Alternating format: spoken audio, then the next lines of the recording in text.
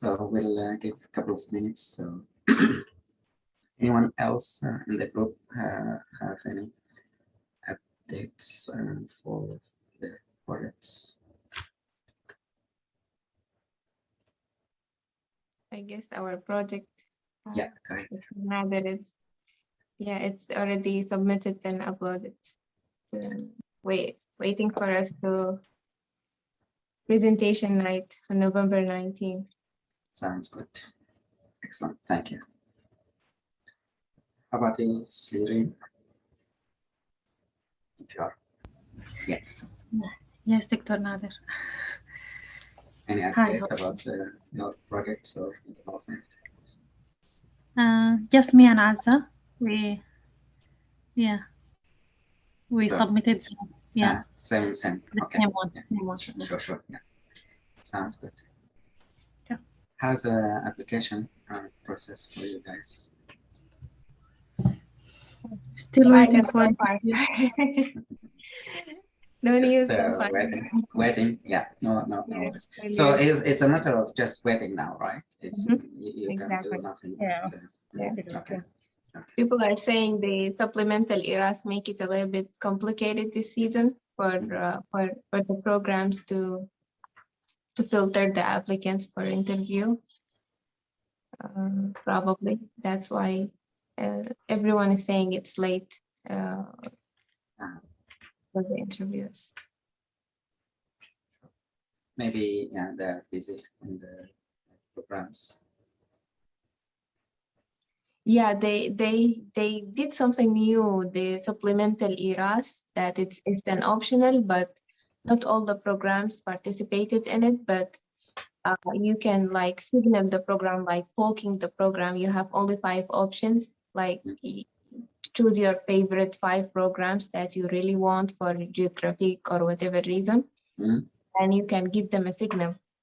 So some people say they will choose probably depending on the signal rather, and I don't know how they're gonna choose. Sure. Maybe they let's wait and see. Yeah. I wish you good luck, guys. That's good. Inshallah.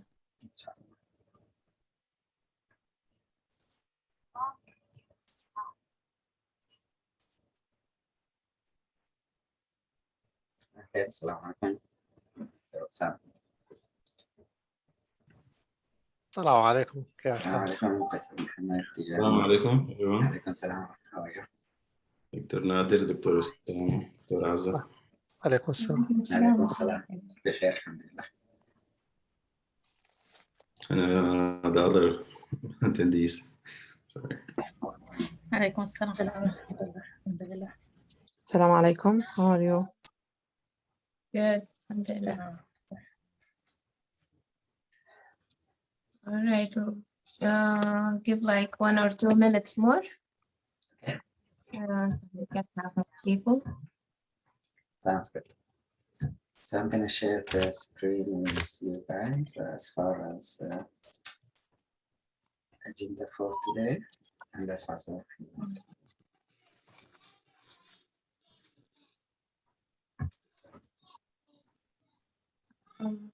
I think our guest today has apologized. That's fine. Yeah. That's fine. But he will probably be like attending the meeting. Sure. He will be joining. Sounds good. So, hi everyone. We can start. Welcome to the fellowship Zoom meeting, and we're gonna start. For those who will come and join us later, they can just follow the Zoom recorded video. So, Azza, thank you for taking care of the Zoom meeting. Go ahead and your team. Welcome. Thank you, Dr. Nadir. Hi, everyone. Welcome to our meeting, October 16, 2021. In our meeting today, we will start by our presentation. Our topic is how to develop a quality research article and avoid journal desk rejection. This is mostly for abstract and manuscript submission, which we've all been through so far. So we will start our presentation. Dr. Osama and Dr. Alwali, they'll be presenting the topic.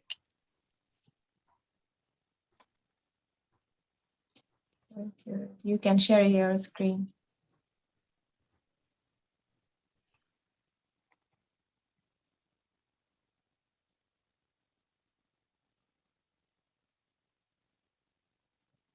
You're muted.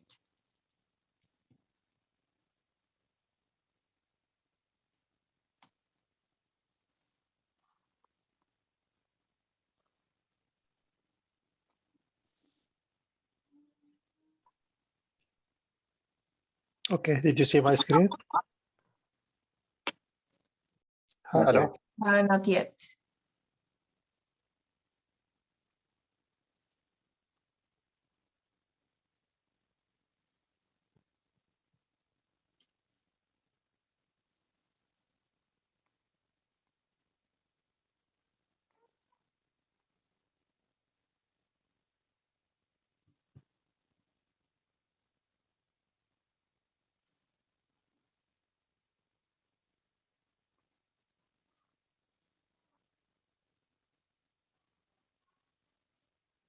Did you see it now?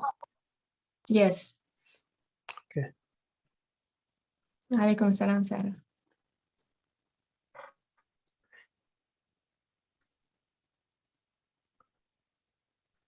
Okay, I'm going to present how to develop quality research articles and avoid a journal desk rejection. This will be in two parts. The first part presented by me and the second one by Dr. Elwali. So first of all, we are going to discuss the reason and resources for why some journal reject manuscript or abstract. And I have on the right side explanation for the reason and sources. First of all, the lack of adherence to journal author guidelines is one of the causes of rejection.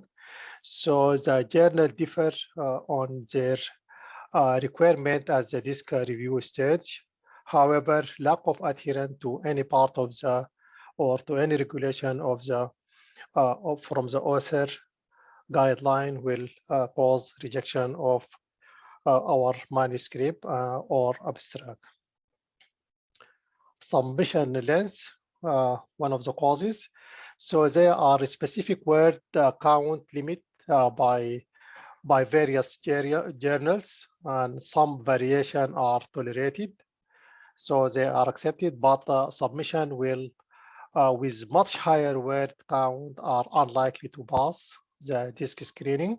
So most probably will be rejected. And many journals allow manuscript length up to 10,000 words, but check any guideline regulation, because some of them have, some of the journal have their specific guideline, but as general, it is like 10,000 word per manuscript. Grammar and poor writing and formatting related issue. This is one of the causes, and grammatical issue, declarative versus explanatory language, so must be considered when you write. So you have to use Grammarly, or you have to use any other tools to correct your grammar, your spelling, your writing structure of the sentences, and so on. Lack of fit or lack of relevant to journal readership, aim and scope. Many submissions have no direct relevant to the journal subject domain, although such submission can be interesting and well written. Editors are focused or are forced to reject such submission due to lack of fit with the journal and lack of relevant to the journal readership. So you have to be specific, and you have to focus on the one topic as like one story. resubmitting rejected paper to a new journal without any improvement. So if you try to resubmit your work again, so this is unacceptable, and this is one of the causes of rejection again. So generally, unmodified resubmitted manuscript are likely to be desk rejected by editor of the next journal. So you have to do some work, some changes, and you have to restructure your work, and then you have to resubmit it after you consider all the possible mistakes on your first submission. And it is vital to work or to make adequate improvement before submitting it to the another journals.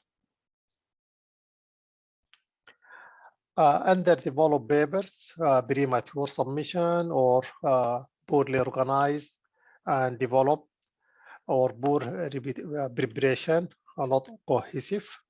So for this reason, underdeveloped submission will not be sent to reviewer and rejected as a first stage. So if you deliver like underdeveloped paper or premature submission, so most probably will be rejected. And some of the symptoms of this submission include a submission that is too short, poorly structured, or not cohesive, and suffer from grammatical and spelling mistake. So you have to consider all these when you try to submit your works, and suggest to improve submission through feedback or reviewing by friend or by expertise, or you can by inviting comment from experienced author published in target journals.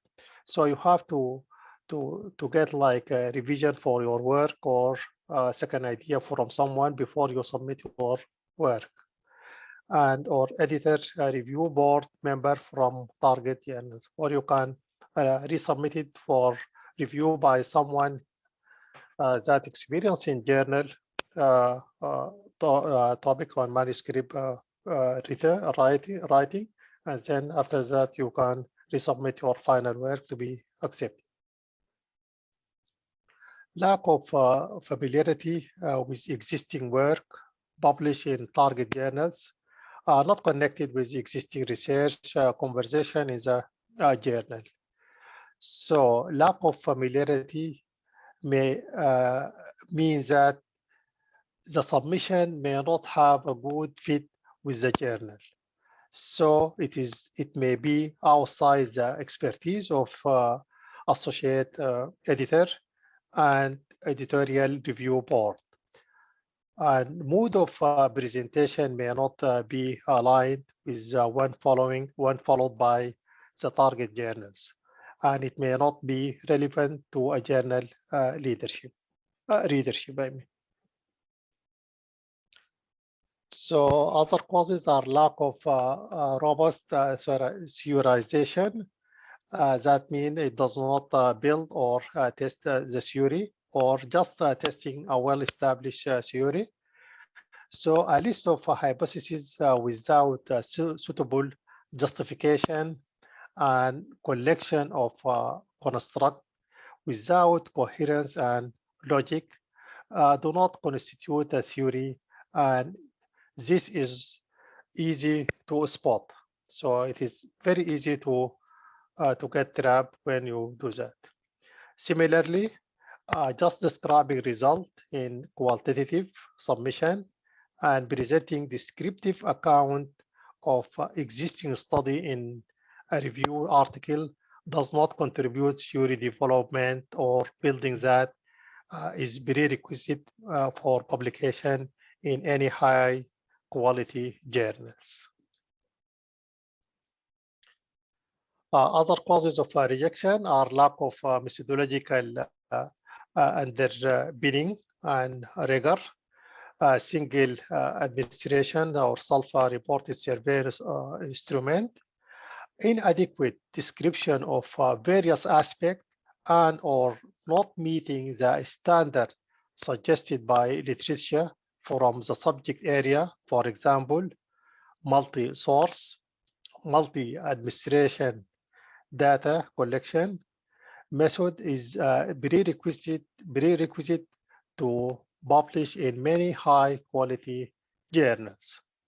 So submissions that have utilized data from a single cross-sectional survey get discretion definitely from such journals. So you have not to use like a single cross-sectional survey. So the better is to use multi-sources or multi-administrative or meta-analysis. And survey measures are poorly validated and or survey measures are not included in the manuscript. So data might be too old or sample size are too small. Other causes of rejection, insufficient research contribution or lack of novelty. So it is important for any submission or any manuscript to show that the research presented in a new, innovative, relevant, and significant manner. So you have to be new idea, new innovation, or new research area. So you don't have to repeat others or repeat yourself. So it should be a new topic or new innovation. A topic may be saturated as several articles are already published on that theme. So you have to present a new study or new idea. Plagiarism or extent of similarity. Several submissions include a large proportion of their content, either from other sources or from their own previously published articles. So it will be, there are many tools to discover that. So you have to not write the same as you find in any resources. So plagiarism is one of the major causes of rejection of an articles. Journals are now screening and desk rejection most of the such submission due to inadequate originality. So they have many tools like Turnitin and others. So simply they can put your work on that tool or that system, and then they can discover any similarities.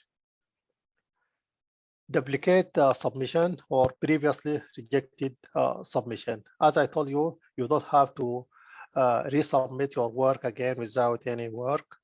Author resubmitting their previously rejected submission. Many journals and editors have the policy not to consider previously rejected submission unless rejection notification clearly states that or state a further opportunity for the resubmission after you revise your work and after you make the correction that need to be corrected. And it is not appropriate to submit in the same journal again.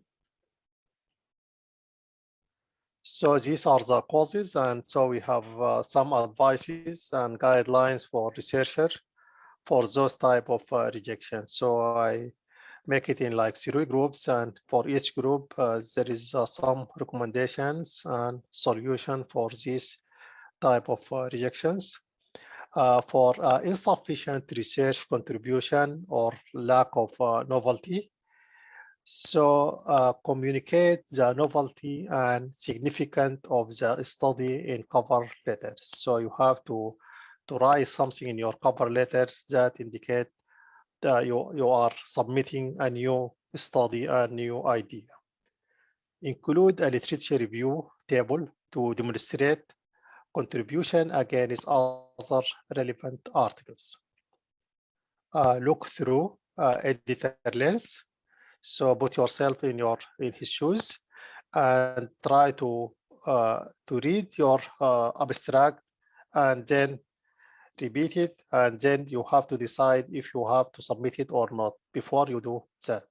So look through editor lens And the 15-minute test, where the abstract, introduction, methodology, and conclusion are read in 15 minutes to judge whether a novel insight exists into a research phenomenon that the editor was not aware of, and tell a single story from start to finish. So you have to be clear from the introduction to the conclusion. You have to be like in one unit. And when you read the introduction, you have to know something about what is going on this research.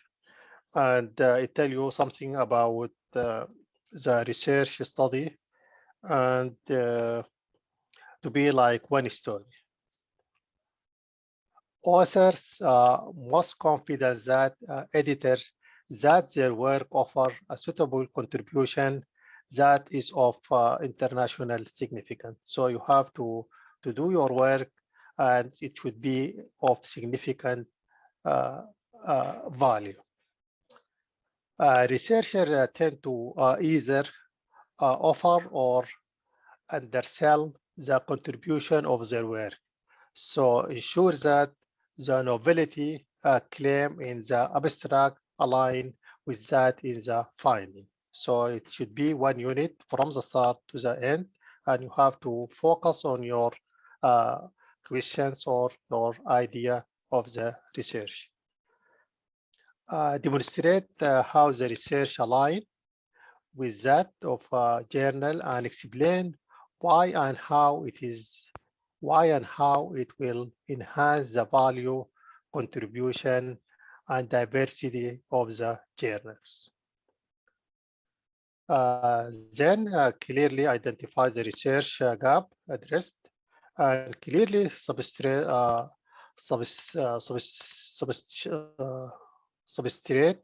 the claim of new contribution, and always ensure that the paper makes a clear and well-articulated contribution. Do not leave this to the last section to make this known. As I told you, it should be like one unit, one story, and one idea. So you have to be focused in your idea. Lack of robust authorization, this is the second cause that the study does not build or test theory, just testing a well-established theory. So for this, you have to review relevant theories and apply them to support your argument and proposition, explaining how you have contributed to theoretical development by extending current theories or developing new theoretical understanding concept or models. Be pragmatic in assessing if the paper provides a significant new theoretical and practical contribution. And then manuscript should be demonstrated adequate consideration of relevant theories in the field and contribution to theoretical development.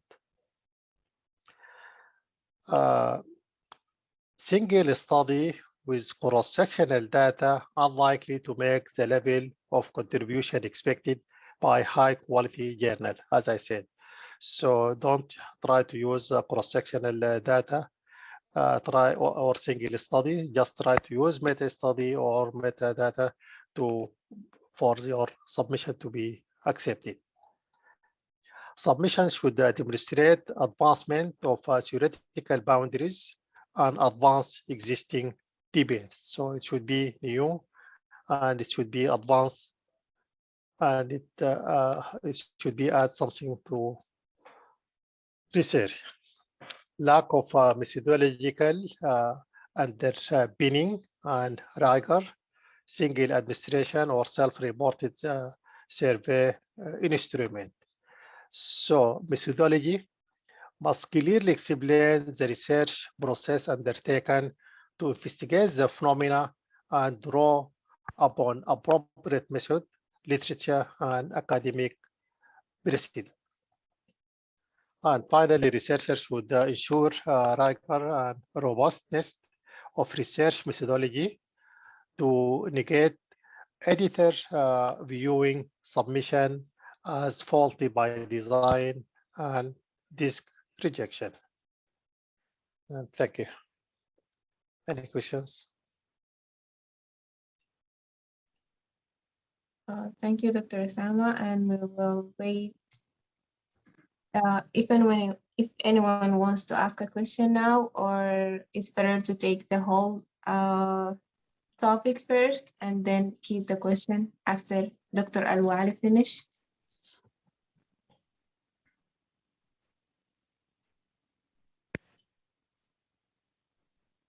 All right, so Dr. Al-Wali, if you're ready, you can share your screen and finish the rest of the topic.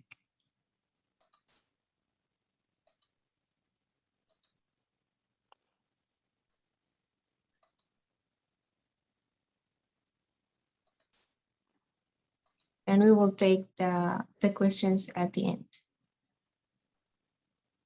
So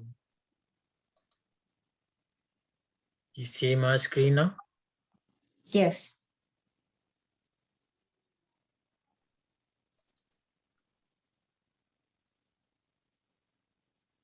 All right. So continuing on what Dr. Osama said,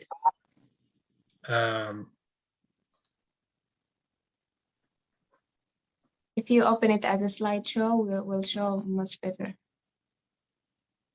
yes, I did, but I just like the one that looks like a screen in the bottoms at the. yes, the actually, one. yeah, it's. Oh, that's. Yeah, I did, but it's because I just have two monitors, so it's kind of just. Oh, okay. I'm sorry. Yeah. Right, go ahead. So how it look now? It's just kind of. Because for me, I cannot see it very well. Maybe others can, but if that's what you can only do, it's fine. Oh, just give me a second. Give me a second, just. Okay.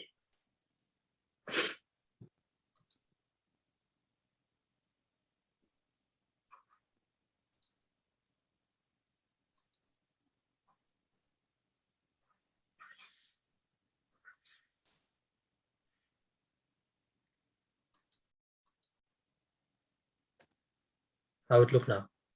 Can you click on the display setting up in the top? Yeah. What does it show? Okay, yeah. Duplicate present view on the slideshow. How's that? Yes. Okay. Thank you. Thank you, Duke. Thank you, Dr. Nari.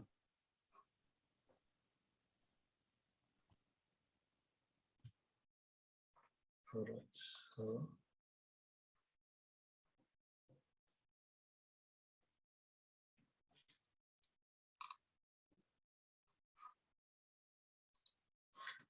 So adding to that, administration and quality rejection reasons.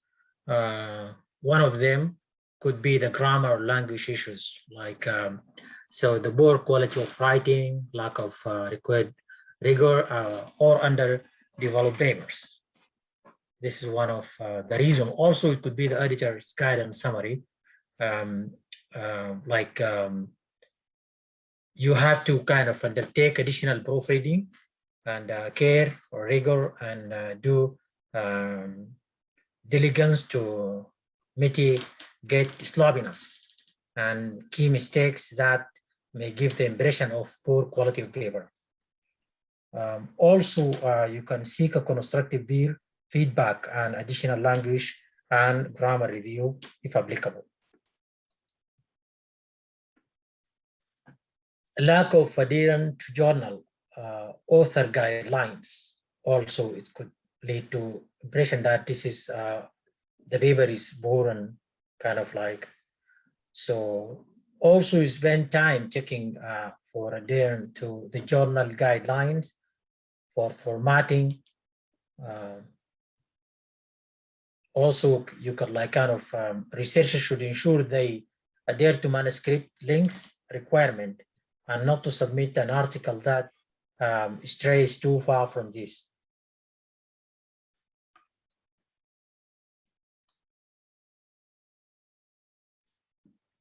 To resubmit the previously rejected paper, if you have a paper and that was rejected, so you can submit this paper only if you invited by editor, or if there's the changes that they ask for, if you like have been action and have been done, so you can then resubmit it again. Plagiarism issues. So this is kind of, I think, is one of the most important issues. Like you have to be careful on review and other articles just to give the others credit for their work, and make sure that you mention that. Scope and lack of alignment rejection reasons. So this reason that of kind of like rejection, if there is any lack of fitting or criteria, or so lack of fit or lack of relevance to the journal readership aim and scopes. That's mean you have to make sure that you check with the journal before you submit your manuscript to make sure that the criteria is fit. Also, make sure you have a clear view on scope and appreciation on what makes a good paper. Selecting the target journal should not be left until manuscript completion.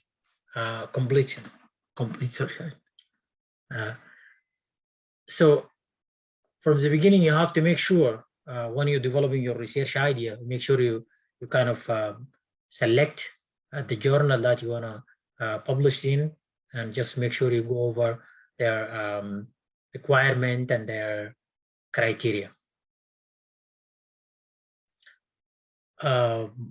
Understand the focus of journal by exploring its aim and scope via the journal website. So you make sure you go over their websites and see what their aims and what their, as I mentioned earlier, the criteria for the research. So read papers from journal to understand how your study is further developing the conversation in the research area. And also kind of early familiarization with the journal and their target group to ensure compatibility, or to determine that there is no fit and the outlet is not suitable early during the process. And also contact editors directly to ascertain whether manuscript would be suitable for the journal. You have to make a call and just send a message, a mail probably, and just to make sure that your manuscript is kind of fitting in their criteria. So you don't want to have just an early rejection for your paper.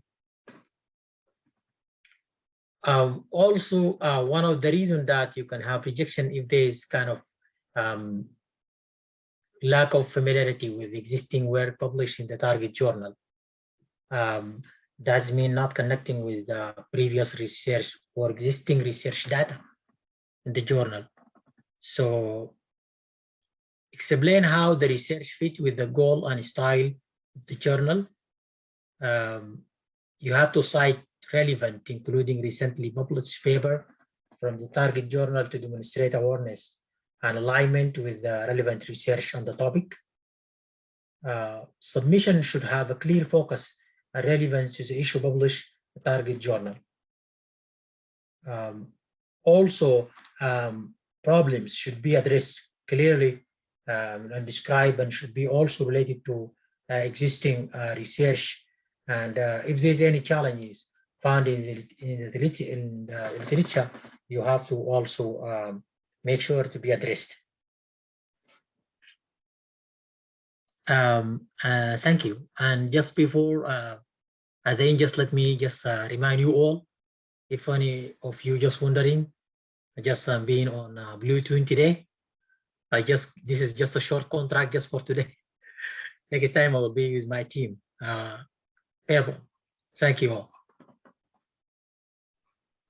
Thank you, Dr. Ulwali, Dr. Abdul Mahmoud. Thank you actually for your help. He's not a Blue Team member, but he offered the help. Most of our Blue Team has a test or they're working today. So thank you very much for presenting with us. So any question? Anyone wants to ask a question?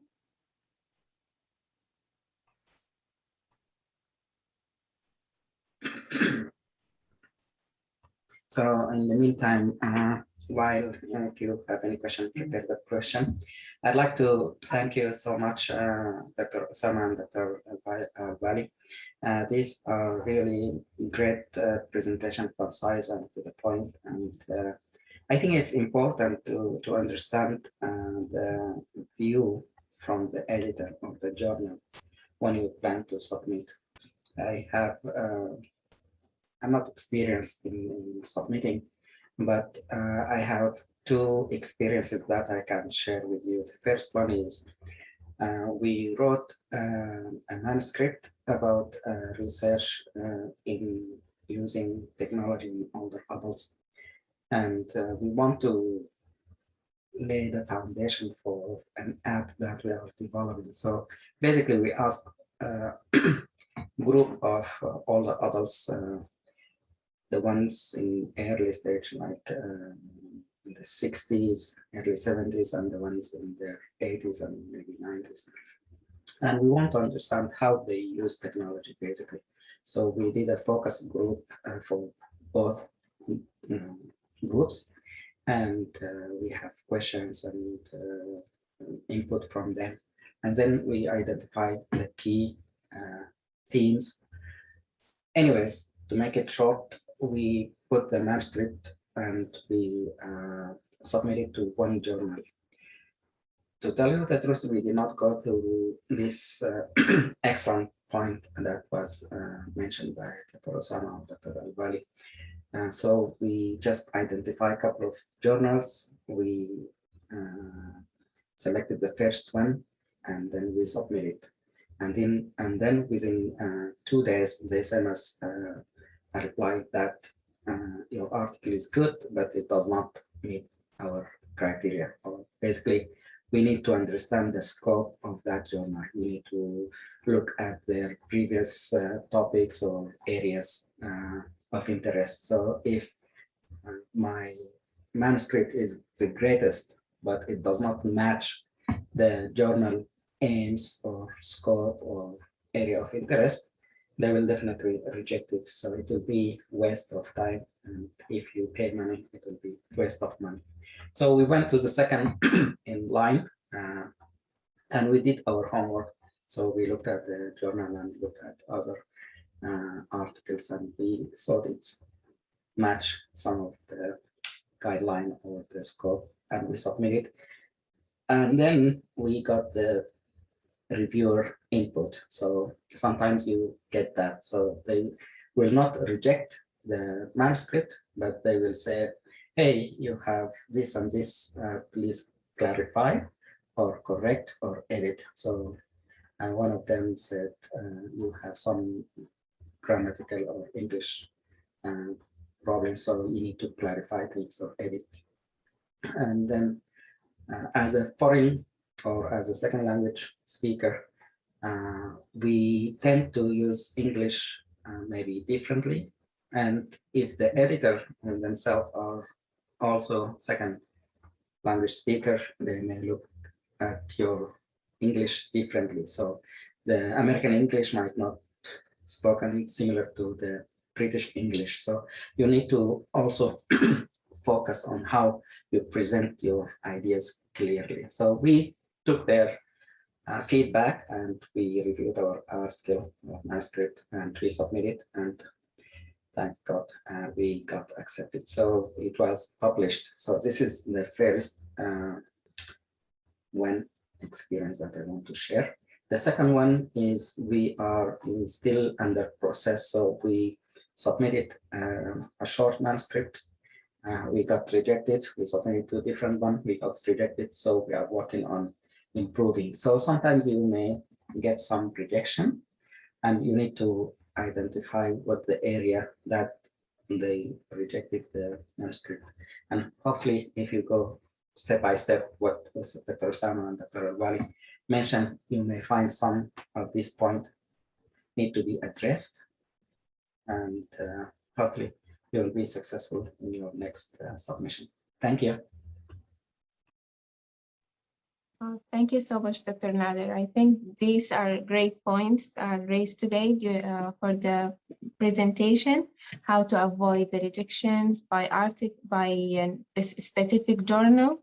And I think previously we have a presentation on how to choose a specific journal that is right for your manuscript. So I think that's a great resource we have here. For anyone who wants to publish their manuscript or abstract. Thank you, Dr. Nader, so much, and thank you, doctors. So if anyone has a question, you can type it, or if you want to raise your hand, that's fine also.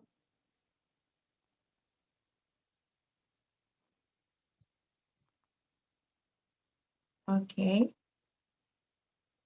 No raise hands. And no question.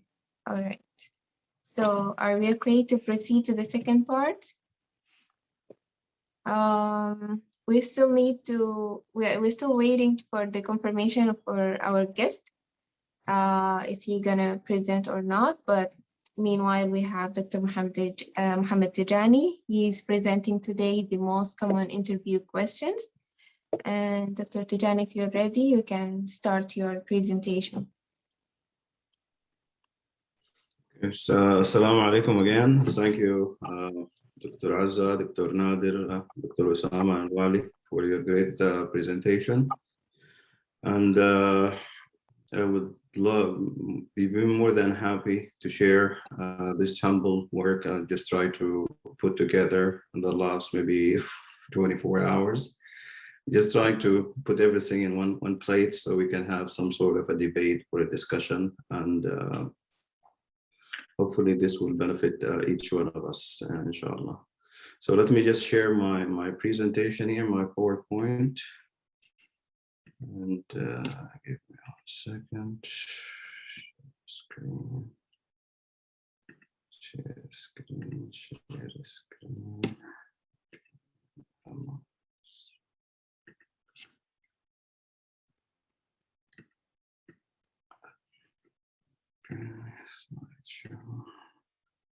All right, can you guys see my presentation now? Yes. Yes. Yes. No? Okay, great. Full screen. Just Yes. Yes. All right, guys. So first and foremost, as I just said a minute ago, there's no specific textbook where I can read from for these residency interview questions. At the meantime, there is no right or wrong answer for any of these interview questions.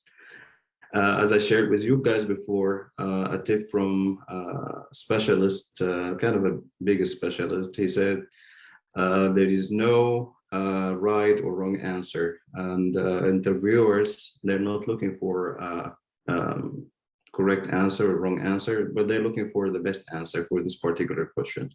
And literally, he said this interview sometimes can be some sort of an act, if you would like to picture it that way, in which you memorize your lines, the interviewers memorize their lines, and they still kind of just asking, showing the question, waiting for you to answer, and they're looking for the best answer accordingly.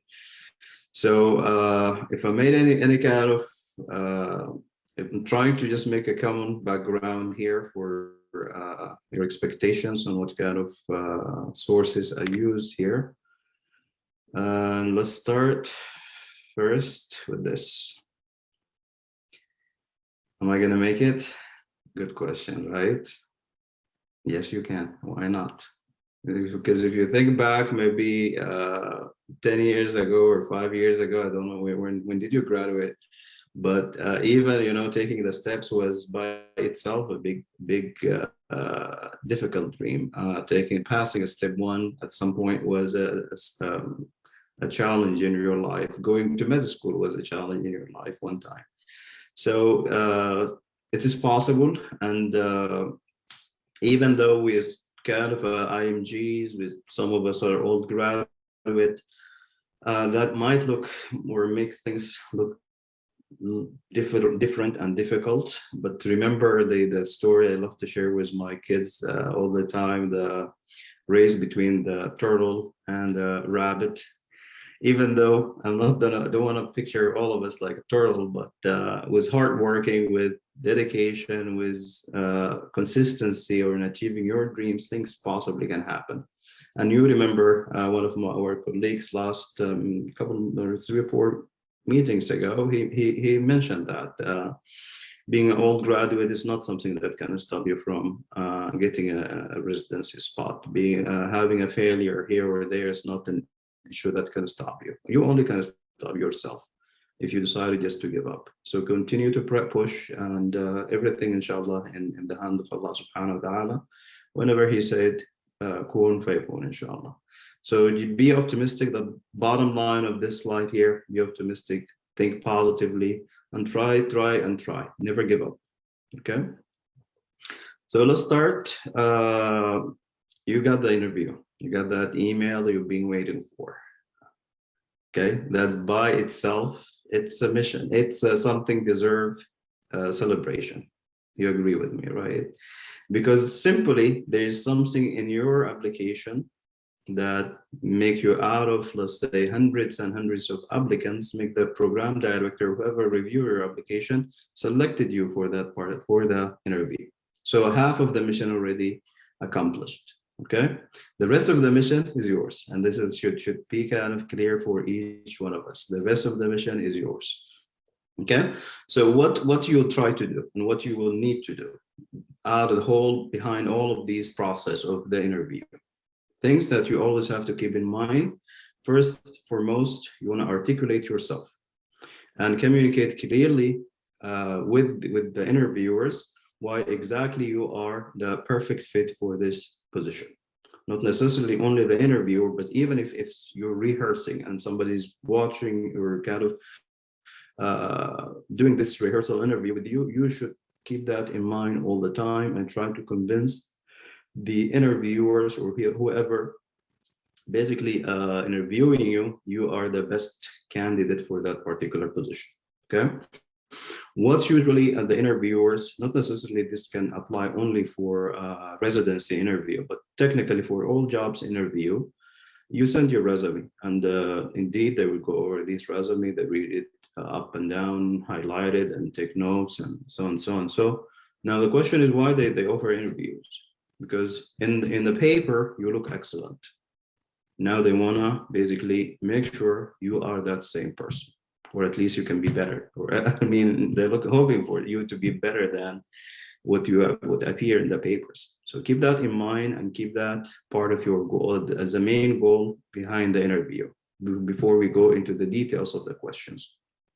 Okay, so this is what I believe the interviewers looking for these objectives, or this should be also your own objectives behind the interview, and build your strategy accordingly. All right, what you try to do in an interview, basically try to show that you are the best candidate, as I just mentioned. Try to show your superpower. Try to prove that you're Wonder Woman or the Superman. Okay, you can share these kind of points that make you indeed different than anybody else applying for the position. And technically these points, if you are you're able to or successfully highlighted these points, that hopefully will push you at the top of the ranking list. Your power, your superpower is just how I would love to call it, your motivation, right?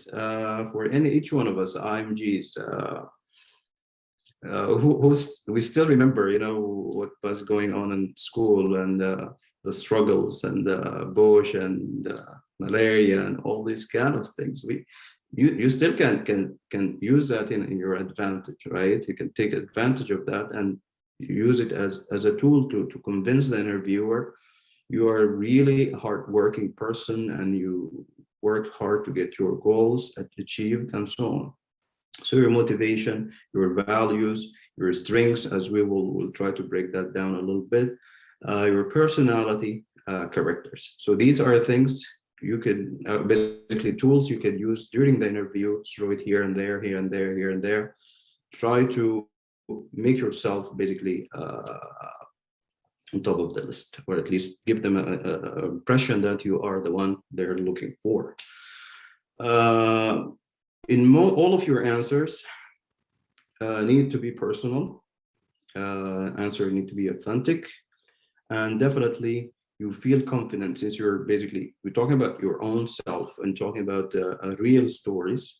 Definitely you feel confident sharing these life experience and the stories about yourself, and definitely that will help you to help to push you forward. Keeping positive attitude all the time, even in your tone, in your at the end of each answer of each questions, give that positive impression that you're doing good and you're feeling that you're really a good fit for this particular job or this particular position. Okay. I kind of try to classify the questions into different groups. And the first group, usually this is the kind of question that start an interview with introductory questions. And the point behind these introductory questions to challenge, or at least, to break the ice, to initiate conversation. But keep in mind here, they're still kind of grading you on that. Why? Because they want to check your communication skills. And you always remember, first impression will last, right? So the first 10 seconds you start the interview, they will basically form a picture about who you are. So remember, you never get a second chance to make a first impression, right? First 10 seconds for 15 seconds, try to impress the interviewer. Some of these questions, how was your day? How do you find the program? Kind of questions, answering any kind of answer won't make a big difference in your case, but the way you answer the question itself, your ability to communicate, your tone, your accent, your verbal communication, your body language, all of these will count, not the answer itself. Okay. One of the toughest question, I believe we already killed this question in this during this meetings for the last 3 or 4 weeks. Tell me about yourself, right? Big question with no clear answer, no ideal answer. The answer for this question vary according to your case, according to who you are. But a few things you need to keep in mind here. When they ask this question, technically they want to know you in your own words. So avoid, and this is important, avoid reciting your personal statement or what basically describe the way you describe yourself in the paper or in the application. Try to present yourself. Same fact, you can present it using more than or using different words and different means to sell yourself, basically, to prove that you are the best candidate for the job. It is your own decision to share what information you want to share, right? And indeed, you don't want to waste your time, neither the interviewer time, because everybody's busy, right? So you have, technically, that's what most of us agree on, somewhere between 60 to 90 seconds or 1 to 1.5 minutes to answer this question, tell me about yourself. So definitely you want to, from the beginning or even before the interview, long way before the interview, to decide which point you want to share about yourself and what's important, what you believe it is relevant to share about yourself, and what you believe going to make difference if you mention or if you didn't mention answering this question. As most of us agree, and thanks again to trying to remember who mentioned that, past, current, and Wiam, I think Dr. Wiam. I love it, and it stick to my mind up to this point. So thanks, Dr. Wiam, for sharing that. Most of us agree on this, kind of try to talk about your past, talk about your current, what are you doing, and what you did to improve yourself, let's say from the time of graduation until today, and what's your future, what's your dreams, and what's your goals, and what you're basically trying to get out of this residency program. Try if there's a margin of stuff or there's a chance to show your strengths again, just right here and there, and that again will make you look better. Indeed, you can also mention something about your hobbies. And I do remember one of the somebody who already matched a couple of years ago. He said that they have the interview. They've been he was talking with the interviewer about a hobby, I think a book or something. Can't remember who mentioned that. But anyway, all of these kind of relevant information, again, it's totally up to you to decide what's important to share, and the depth of the information, right? All right, another question, which is why this specialty? Why internal medicine? Why pediatrics? Why family medicine? Why surgery or pathology? Right, very common question, and indeed you expect to answer that question. So that strategy here is try to be sincere and authentic as possible. First thing to keep in mind here, try to avoid these kind of generic answers. Internal medicine is a cornerstone for medicine, or pediatric is a cornerstone for medicine. There's a lot of answers here and there. Try to take that answer and then basically trim it to fit your own personal goals or to fit your own personality. And that's kind of important and make you definitely going to make you look different. And indeed, they don't want to interview a robot that just memorize answers, and every time they throw in the question, he will give this kind of generic answer. So take that same answer, trim it, and make it fit your case or your size.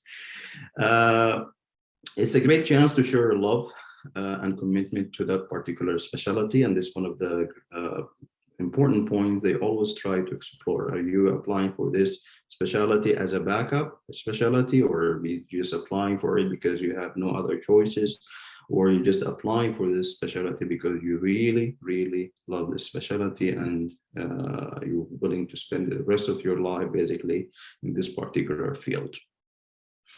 I found this kind of 4-point rules. It won't hurt definitely to try to include it in your answer. And as I mentioned earlier, you take these generic answers and trim it and try to build your answer using these 4 points if you agree with me on them. One of the points here, why you want this specialty. And indeed, you want to back up your answer here by a real example. Your life, a case you saw here, so there, a case in medical school, and so kind of try to make it personal. Why you want this specialty? What you enjoy about this specialty, right? Because this is going to be a job for the rest of your life, and they want to make sure that you're really going to enjoy it, and so you can continue in this particular specialty. So make sure also you can try to push or squeeze this answer or this part of as part of your answer. What you find rewarding in this particular specialty, definitely this is kind of case by case, person by person, but kind of look for all these kind of glory words that they always use, because smile on a patient face or any of these kind of answers that make them agree or at least feel like you really have a passion for that particular field. Another last point, which is what strengths you have that makes you fit for the specialty or fit for this particular program. And again, this is kind of a great chance to show your muscles. So if you get in any of these chances or in any of these spots where you can really show your muscles. Don't hesitate to take advantage of. Another question, which is one of the toughest questions. So if you agree with me, what is your biggest weakness? Right. Always remember, we all have our weaknesses, and remember the interviewers. They didn't get this job yesterday or a month ago, right? They've been in this hospital and this program most likely for the past 4 or 5 years. They basically rank from one position to the other. They went through this interview or being interviewers before many times. So again, try to be kind of precise and sincere with your answer. Avoid, as I just mentioned earlier, these kind of generic answers. Try to again make kind of a personal answer here. Clearly indicate how you take steps to correct the weakness. Try your best to relate your answer to your own personal experience, as well as the nature of the residency program that you are applying for. Choosing what weakness, what to share, is by itself an issue, right? So I found also these kind of rules of 3 you can keep in mind here. The weakness must be authentic first, right? Nobody, you cannot just say, I don't have a weakness, because this is not true, right? Each one of us has his own weakness. The one you want to share must be at least authentic. Number 2, acceptable. Right, you cannot say, oh, I'm not good at using computer. That you just commit suicide, right? So it must be acceptable. And third point, fixable. So keeping these or using these 3 criteria to choose. You look inside you and find that weakness that you're willing to share. The others that kind of dangerous, keep them aside. So remember these 3 criteria to choose a weakness that you're willing to share if they ask you this question, which is most likely they will. And then again, try to take advantage of the question for your own benefit. Another question, which is I found kind of difficult if you're not really prepared for. Tell me your 5 strengths. One string, maybe I can answer immediately and spot. If they say 5, I would go like 1, 2, and then you start in the panic, and you're not going to look good. So at least prepare 5 strings and have it aside in your mind. More importantly, here is not they can be any 5 indeed. But you always try to back up your answer with some realistic examples, right? Back up your answer with some realistic examples. But again, another point which is important. You basically, the interview, one of the goals behind the interview, you're selling yourself. You try to present yourself as that super man or Wonder Woman they will never find in all these applicants. And so you have to kind of balance or find that fine line or that balance between, looking humble and you don't want to sound arrogant. And this is kind of a very dangerous area, especially when it comes to your strengths and weaknesses. You don't want to look weak, right? At the meantime, you don't want to make up things and make them like, oh, he's just trying to, all right, another question, which basically fit under the same umbrella of your strengths. What qualities can you bring into the program? What set you apart from other candidates, and what qualities make you a good physician? Again, find that thin or kind of slim line between humbleness. One of our problems, I believe, as part of our culture in Sudan, we kind of humble. We kind of hesitate a lot to show who we are. So you don't want to play that here. Yes, show your strengths. I'm this and this and this, and this is who I am. All right. In the meantime, kind of be realistic. You don't want to make them, again, as I said, figure out that you're kind of inflating yourself.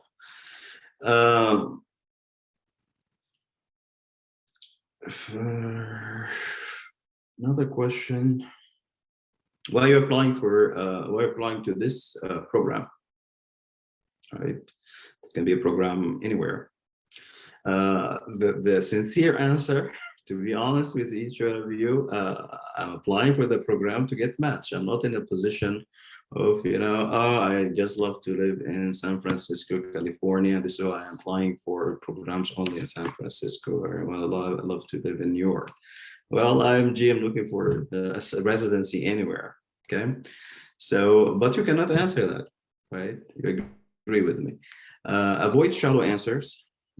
Try again to take advantage of every single question to show your strengths, show your muscles, show your dedication for this particular specialty or this particular program. As I said here, it's a very indeed great opportunity to show you're a good fit, as well as your commitment to the program. Indeed, you have to do a lot of homework here, read or at least spend a good amount of time going through the program profile and their website, welcome message from the program director, or basically all the possible info you can get from the program website. It's kind of common answer for this: the value of training offered this program, specific area of research, and the program curriculum, fellowship opportunities in this hospital or this particular program after you graduate, in addition definitely to the outstanding alumni or graduate from the program. One of the things I also kind of find interesting to share here, if you explore or try at least take a closer look at the program website, you will find one message of the program director. There's always kind of one or two words will tell you what they're proud of. They did something and they feel like, okay, we're proud of this particular thing, and most likely they will mention it either in their website or the welcoming message. So find that word, take advantage of it, and use it as part of your answer for why you're selecting this program. But again, the best way to answer this question, indeed, you have to do your homework, right? And read their website more than 4 or 5 different times. Take notes, try to understand the program itself. And this not only will help to answer this question, but also will help to answer other questions, and as we will go through them again. Another kind of or tough questions you might face.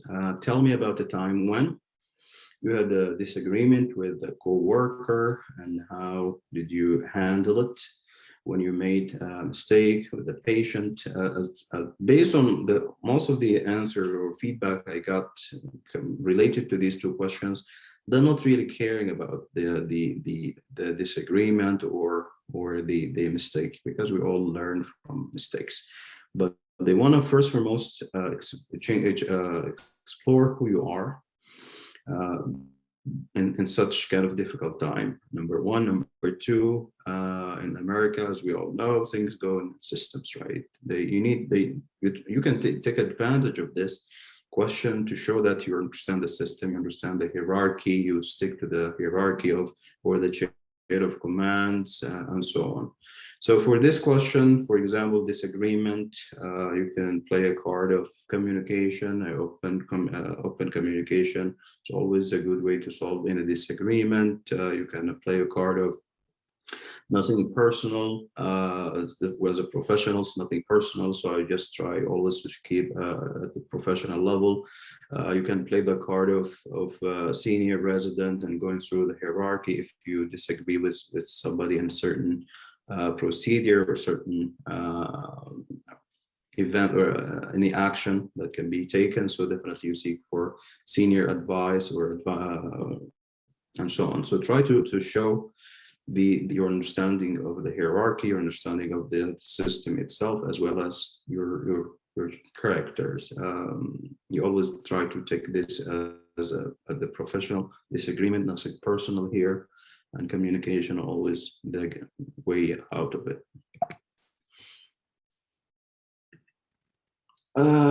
Another kind of tough questions: professional successes and failure. I think that the first part is easy to answer, right? Because there's some stuff here and there you're proud of, and indeed, you know, just coming from the heart of Africa to get to the spot of, you know, being interviewed for medical residency, that by itself is a success, a big success, right? And you will find the first, or the answer for the first part indeed easy. The second part, which is tough to answer, and the point you always have to keep in mind here, there is no way you can change this. There is no way you can hide it. It is already there, and they know it. So just be honest. And the only advantage of this question, it gives you some kind of an opportunity to justify what happened, number one, and also to kind of assure the interviewers, I learned from this. I already learned from this, and take it to, or at least try to take the positive side of it. All right. Another kind of questions, what are your future goals? Where do you see yourself in 5 years? Definitely depend on your goals, depend on what you're applying for, your dream. But first and foremost, make sure, as I mentioned earlier, to get familiar with the program itself. And your answer here, if it's a, for example, academic program, you should kind of try to answer based on this. It's a research program, and try to play that card with them. If you don't even have a clear idea what you want to do, that should be fine, I believe, but you try to express that using kind of a professional answer. And for example, I want to leave kind of open window for myself to explore different subspecialties, and I believe going through different rotations will help me to come, or at least to make a formal decision what fit my personality more than other subspecialties. But indeed, you want to also highlight the point that different rotations are really important, and these are great opportunities for you to learn, right? Even though you want to do cardiology, make sure you also don't underestimate other specialties, because they definitely can take that against you. Another question, what are you looking for in a program? So again, the answer for this question, what exactly the program offering now, right? Academic versus research. You definitely want to answer based on the program itself. Stress, because the whole idea here is just to check to make sure that you can maintain this good life work balance. And you can use any answer here, there's no wrong answer, but try to make it kind of interesting answer as well. Your family, your friends, your hobbies, it's a good way to show yourself, other than the nerd that killed himself reading medical textbooks, right? Talk about your hobbies and what you can do and what you love to do to relieve stress. All right, now the red flag questions. We will see these questions, and hopefully which one of us got an interview. Yes, indeed. You wish they don't ask this question? Yes, I agree, but definitely they will. For example, why don't you have a rotation, US experience, research, or USMLE scores? The downside, or the downside of the questions, you have to answer it indeed, but I think the bright side, it's a good chance for you again to at least justify things, and to assure them that you learn from these experience. Sometimes they might ask, comparing health systems, where you practice first, or where you basically medical school you attended in comparison to the United States. Different approach. It all depend on what specialty you're applying for, but kind of also prepare answer for such questions. You don't want to be surprised by these questions. Also, some questions can be more specific and all depend on the specialty you're applying for. One of the common questions, as you all remember, tell me about a case that you remember. So in that for that particular question, I believe you want to go, as we said, nuclear. Show everything that you know. Try to sound perfect, as give a best finding in the history, a best finding in the examination, the best approach to treat the case, and why you remember that case itself, because other made a mistake, let's say, because the case was vague, but I got that feeling because I noticed this in the physical exam. Part of the patient history was not coherent with the previous diagnosis, or not aligned with the previous diagnosis, and this kind of give me that gut to explore that case. So basically try to show your muscles, but you want to do it professional, use medical terms, you want to give a clear case and a clear picture that shows who you are and how smart you are, basically, in that particular specialty. At the end of the interview, you nailed it. Hopefully each one of us, inshallah, will get it, and we get what we want. Thank you so much, guys, for this great opportunity. Feel free to have questions, ask questions, but as I said, there is no clear answer for any of these questions. Thank you so much, and looking ahead to hear your questions. Thank you so much, Dr. Tijani. That was excellent. That was clear, informative. I thank you very much. Clearly, you're an excellent teacher. And thank you for presenting the topic of the hour, the interview questions. And I believe any one of us this has been great to hear today. And I think most important thing you have said, there is no right or wrong answer. Just you have to be confident of your answer, confident of yourself, and try to sell yourself in the best way possible. And for us as an IMGs, that's an extra work. The interview culture is something new to us. So we have to present ourselves, and regardless of red flags of everything. And yeah, thank you so much, Dr. Tijani. I believe there will be a lot of questions. All right, so anyone has a question or comment?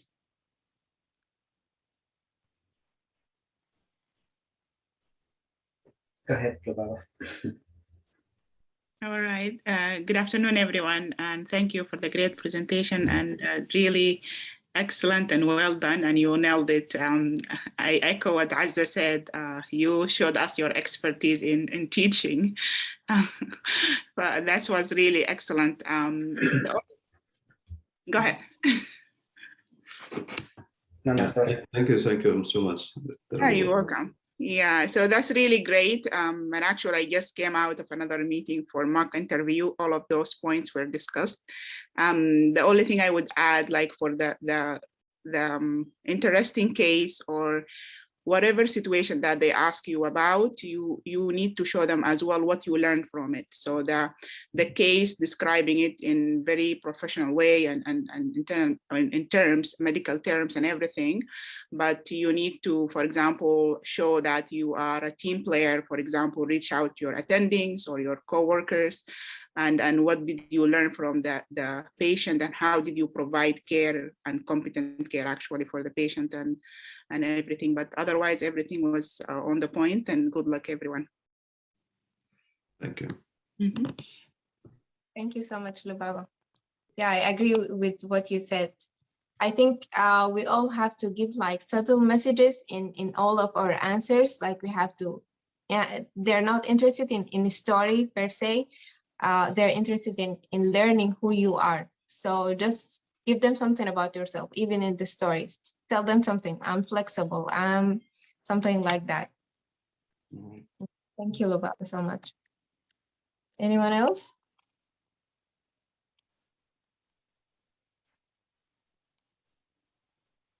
If there is something I would add here, if you allow me, Dr. Azza. Yeah, sure. These are just the questions. Don't forget before the interview itself, you have to be mentally and emotionally prepared, right? There's another, and I think this can be another session. You know how you basically prepare for the interview, how you look confident, how you take advantage of your body language, and you don't want to look nervous, you don't want to look terrified, you don't want to look kind of hesitant in answering these questions. So this, the preparation itself, something we also have to keep in mind here. So what I just covered with the questions, or at least some of the most common questions, not I should say not all the questions. Yes. I think rehearsal is the key. Rehearse your answers until it comes out naturally and not robotic. All right, so anyone? I can't see any raised hands. If anyone wants to add anything, comment, or a question.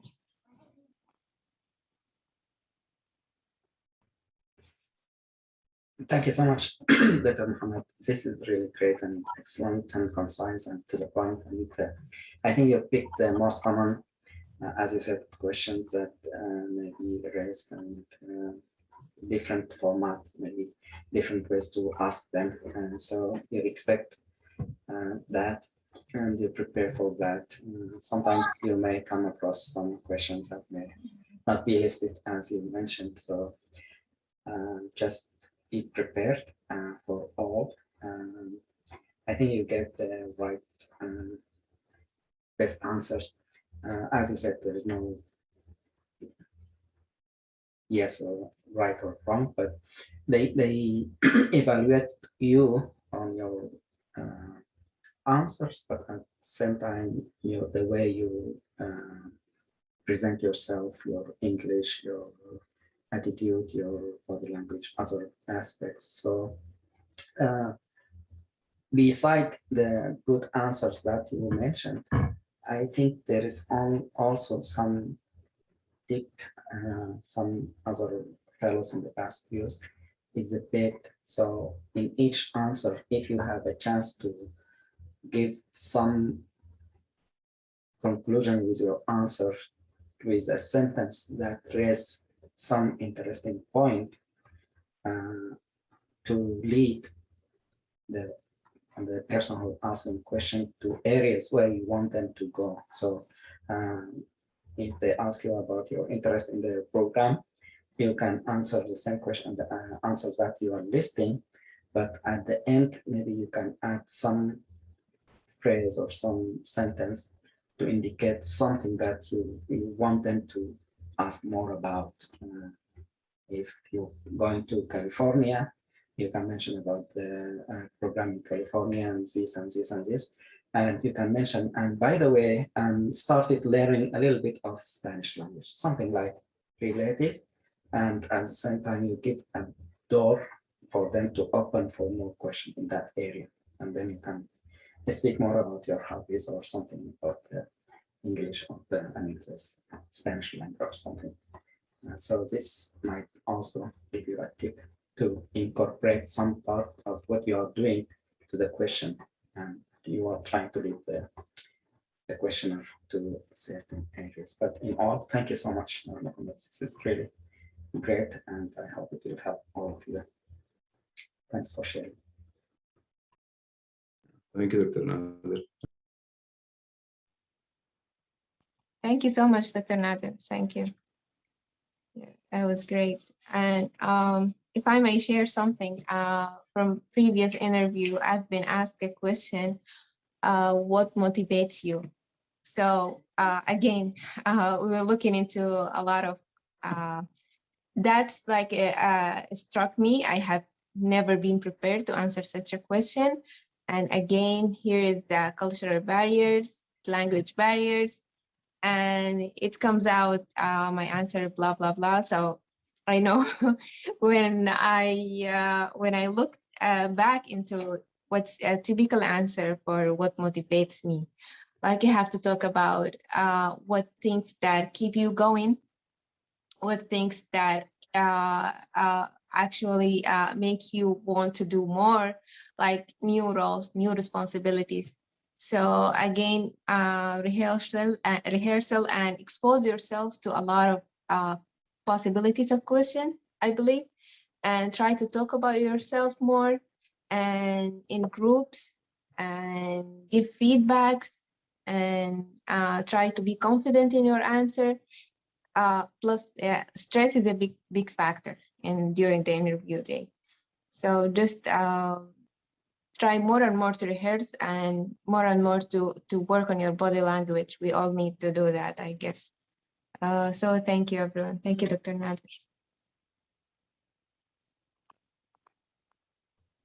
One more point, one of the slides, Mohammed, you mentioned about what interests you in this program or something like that.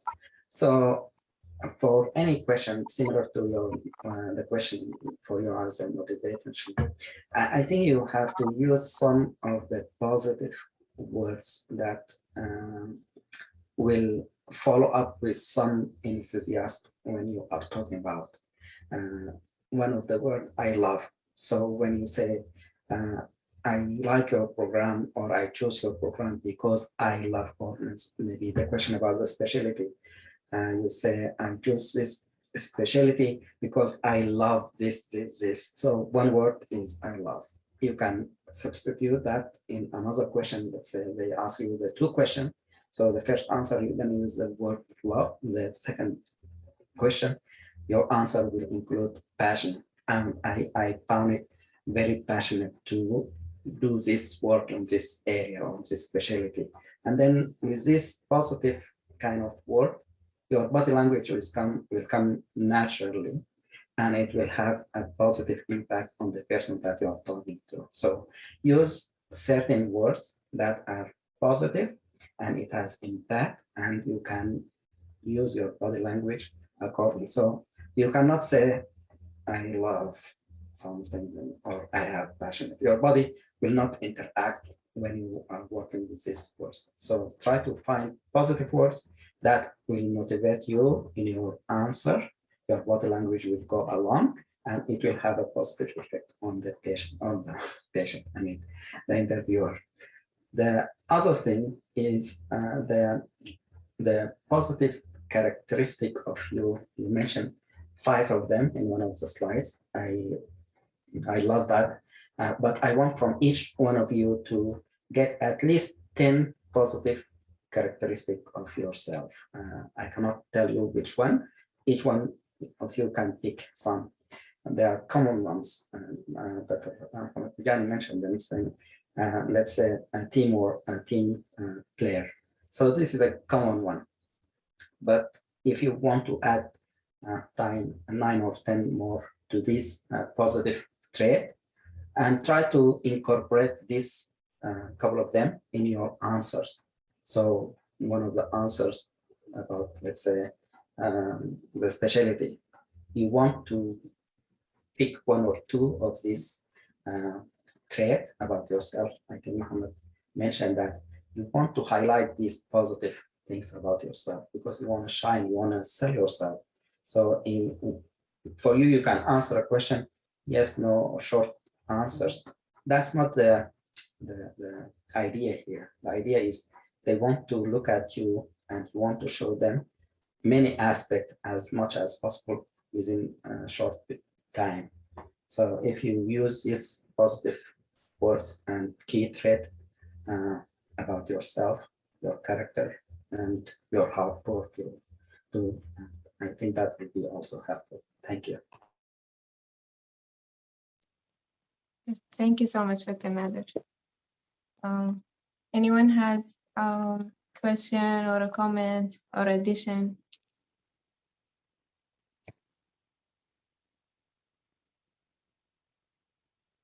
Or anyone wants to ask a specific question of interview or practice, tell me about yourself. I'm just gonna jump in. I'm just curious to know an answer for what motivates you, what keeps you going. If I could hear from the colleagues. Sure, yes. I actually looked into it. When I'm done with my interview, I opened YouTube and I saw what's the answer for the question. It's supposed to be when I have a new role or a new responsibility that keeps me going, keeps me motivated. Or when some people shine under pressure. So if you're that type of people, you can say, I find myself work better when I when I shine the most when I'm under pressure. I find myself that I'll be more productive. Will be that some kind of these answers. But if anyone has an answer, yeah, it's welcome to answer it as well. It sort of kind of again explaining your qualities and what's the good points Exactly. about you in a different way. Okay. Exactly. Yes. Okay. Yeah. If Yes. anyone else had another idea, please share. Thank you. Yes. Surprisingly, it's a common question. Like it's a very common question. So a lot of again, this is a difference for us and the interview cultures. We're new to the interview cultures, but that question is very common. It has been asked in a lot of interviews. So to them, it's so you have to have an answer for this. This is not a challenging question. This is not something new. Not like what's your favorite, what if you want to be an animal, what animal you're gonna be like. It's nothing like that. It's not a unique question. Wow, we have a lot to learn. Yeah. Yeah. And what's the answer for the last question you just said? Oh, for the, the animal one. Well, I don't know. I believe butterfly for me, maybe. I have seen the movie Butterfly Effect, like the movement of the butterfly wings makes some waves and the waves affect the entire universe or something. So that's interesting. Yes. So I think they're looking for the small talk make them like kind of figure out what kind of person are you, what kind of person is going to be stuck with me for the entire 3 years of the program. Am I going to be comfortable talking with that person if I'm in 12 hours on call, 24 hours on call? Are we going to have like a normal chit chat conversation? I believe some people are looking for such. That's why they're asking small questions. Can I comment on the question for the what's your passion and what's keep you motivated? Sure. Yes. Go ahead. Yeah. Yes, I think this question is very individualized because they're trying to look is are you people have different visions to what they're doing, to what their stage they're in their life. So I believe that every one of us has this one thing that keeps them motivated, or they have this passion to something, and this is not something theoretical. This is real. If you dig into your personality, you'll find that there is one thing and you have to find it. One thing keeps you motivated. One thing can be the light that shines your day if this thing happened during the day. I don't know, but for me, I find like two things, maybe like two elements that does this to me. Really, the first one is helping somebody, or actually helping somebody figure out their things, or maybe, of course, in the US, people run into so many problems and issues, and when they don't know this the solution to this issue, they will be like in complete darkness.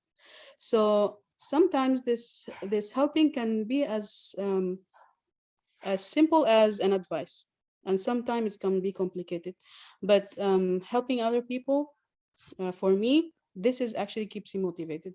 And if I do this, if I can help someone actually change their life, or get out the kind of dilemma, this for me is the highlight of of my day. The other thing is, I'm really passionate about learning something new. When I'm learning something new, this is what keeps me motivated. Really, and after I conquer, maybe it's going to be to the stage of boredom for me, but usually when it's something new and I'm learning, and I'm actually in active learning, this actually keeps me motivated. And this is one thing. But again, every one of us and every person has their own thing. This is not a generic, this cannot be a generic answer. And unless you know this thing, you're not going to be able to answer this question. So I think that this is my opinion about answering this kind of questions. Yeah, thank you so much, Ria. Yeah, I totally agree. This is like a personalized question. You have to look into yourself, and I believe every one of us has something that motivates him or her, or just as you said, your motivation is helping people. Some people, like, their motivation is responsibilities. You are right. So you have to like talk to yourself and see what kind of what kind of answer that you're gonna provide for this question. Thank you, Ria. Yeah, you're welcome. Thank you. Okay. Any other question or comment? So maybe I'll jump in and suggest something. It may be time consuming, but if every one of you discuss with another one, or maybe in the group, in the chat, WhatsApp, to try to see and discuss the motivation part. Sometimes you may have common things. It's like hobbies. Every one of you may have different hobbies, but might be some 2 or 3 of you may be interested in the same hobby. Let's say I like to play soccer. Someone will jump, hey, I like to play soccer.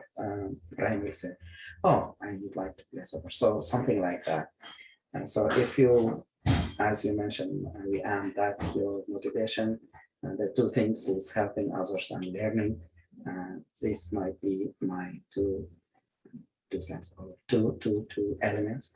Maybe as I will say, my element will be this. Then the whole group will have about 50 or some elements. Then you can say, oh, I didn't have any idea, but from all this list, I can say, oh, I agree with, as maybe my interest will be this and this. So maybe in the future you can do that. What I'm going to ask you in the coming couple of minutes, 2-3 minutes, I can share with you a link. I want you to help me with this one.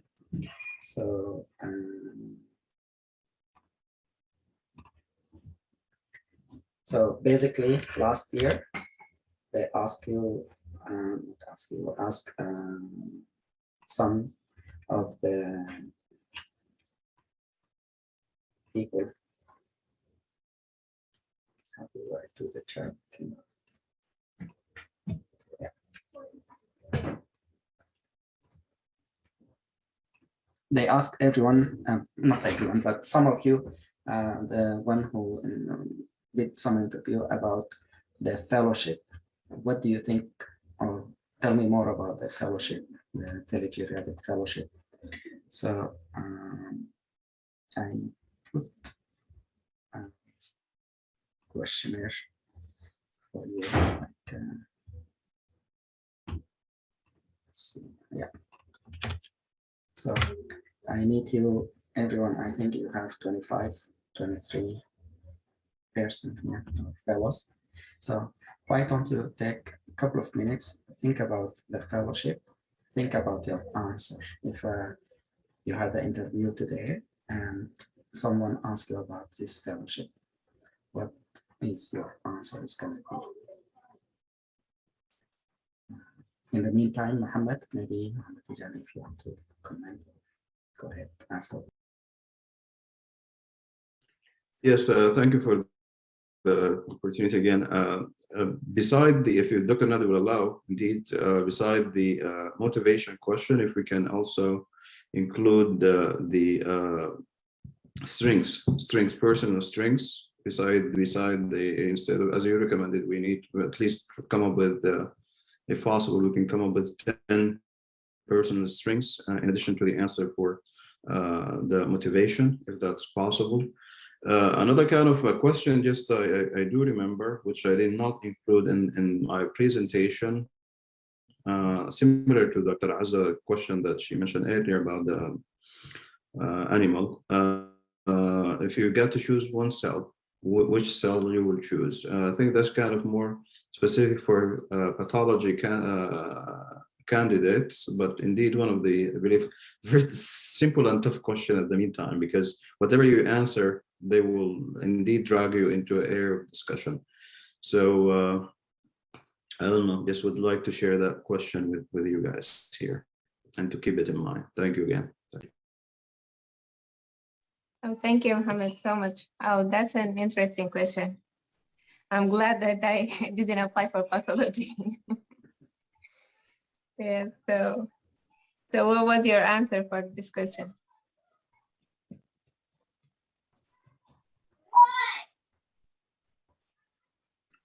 Well, I'm still wondering what should I choose? What answer should I choose? Some might say, for example, CD4 helper cells. Some might see the zygote, or some might say Neuro cell. yeah, and any kind of cell, but definitely you have to explain why. That's Yeah, the key exactly. point here. Not the cell, but why. They want to know what you know about these. Yeah. So, Yeah, you should be thank you. careful what to choose because there's so many questions going to follow this one. So Exactly. you Right. choose the one you know the most about, down to the smallest details. Right. Yes. Yeah. Thank you, Mohammed. Thank you, Dr. Nadia. I believe that you suggested that we should talk about our fellowship, the Telegeriatric fellowship. Hence that a lot of people have been in the previous season have been asked about it, and they have to like tell about it because it's a new idea, it's a new program, and the idea of the research fellowship is new. So it will be good if it will be good practice if anyone has come up with a short answer or 2-second or 30-second answer about the telegeriatric fellowship, as Dr. Nader suggested. So basically, you just enter your email and maybe just 1 line, 2 lines kind of answer. And don't worry about the rest of the questions. I think you will go to the next page. Don't worry about the others. Just go next, and submit the form. Okay, so it will be in the app. And hopefully it will show up in the app. Okay. That's great. So, yeah.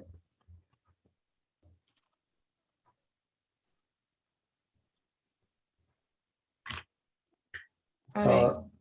last year, I think one tip also was mentioned, and you don't have to use it, but I think one of the fellows mentioned that if you talked about any pets, maybe dogs, cats, whatever, in the American culture. And again, you will see who you will be interviewed with. If someone from the US, maybe talking about pets might be a good option. If you are talking to someone who is an attending, but from different countries, Africa, Syria, Asia, might not fit. But basically, you talk about animals, you talk about if you like cats or you like dogs, and if you have an idea about dogs, what kind of breed and what kind of things. Sometimes they like to talk about certain things about pets. So you cannot go wrong with talking about animals in that sense. As Muhammad mentioned, the idea, I don't think they will be interested in question or your answer about which animal, but I think they will be interested of why and your experience. And it's just they open the door for you to talk more about stuff. Maybe you will have common something like that. Thank you. So far, I didn't have any feedback. Come on, guys. How about you, Lubaba? Maybe you want to help answer. Yeah, sure. That's great. Actually, I would say about the geriatric research program is an innovative, really excellent new approach of providing the skills and the tools for fellows to conduct research, focusing on geriatric population and providing quality care for this expected to grow patient population. I think Dr. Nader on the phone. He didn't hear me. That's an excellent answer, Lubaba. Thank you for making me looking good. No. Thank you. Thank you so much.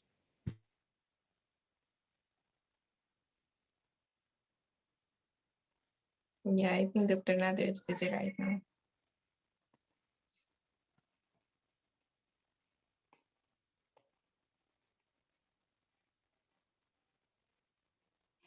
And there is an poster presentation about the fellowship, the Telegeriatric fellowship is ready and submitted, and I believe it's uploaded in the YouTube, so anyone can see it.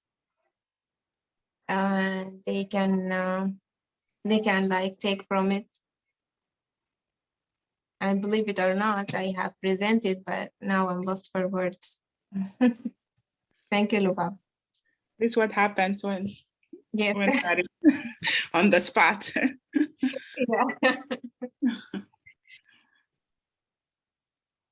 Anyone else want to try?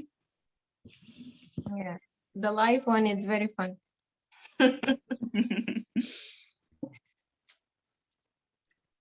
I can try. Yeah, go ahead. Go ahead. This is the way I describe it honestly in my ERAS, that Telegeriatric Research Fellowship Program feature a one-year coursework that include lectures, applied analysis, exercises, group activities, group project, discussion, and case studies. The objectives of this fellowship programs are to prepare a researcher to gain a clear understanding of the clinical research design, clinical research methodology, different research tools, study design, statistical analysis, data management, presentation, and publication, as well as to enhance researcher ability to develop leadership, management, and communication skills. Yeah. Thank you so much, Hamid. Yeah. Thank you. That's excellent. That was excellent. Yep. That's excellent. Yeah. And that's not fair. You're reading from your application. I was trying to do the same, but I was like, okay, keep it honest. Yeah. So just give me the authenticity check here. I was only talking from mine.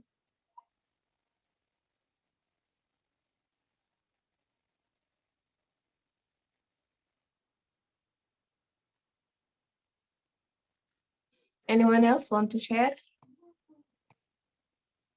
What are you going to answer if the panel asks about what is telegeriatric fellowship? Can you tell us more about this fellowship?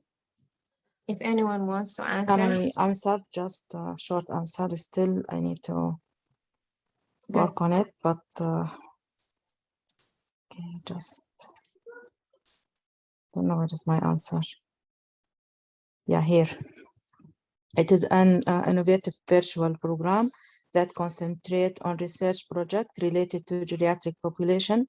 It is a wonderful opportunity to help fellows foster their communication skills and teamwork as well as leadership skills.